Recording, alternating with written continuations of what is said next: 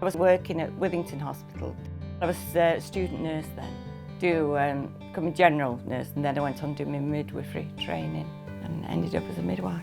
From 64 to 98. When I first left, it was very difficult. You wanted to care for people. You never stopped caring. I volunteer at the church across the way, and we run a club for people with disabilities. Got osteoarthritis, and mainly in my knees, so it gets very stiff and can't walk very far.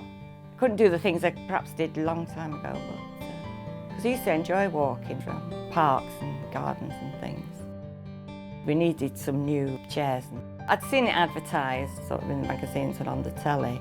Contacted them, and a man came and brought a chair, and we tried it out, and they fit it to you, your individual needs.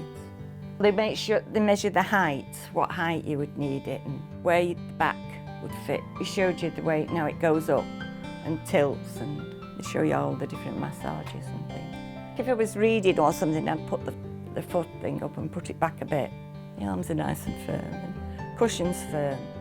Well, I've had friends come and tried it, but they say, oh, I like this, and they're having a go, and you can bring your feet up and go back if you're feeling tired or anything. You could send you to sleep.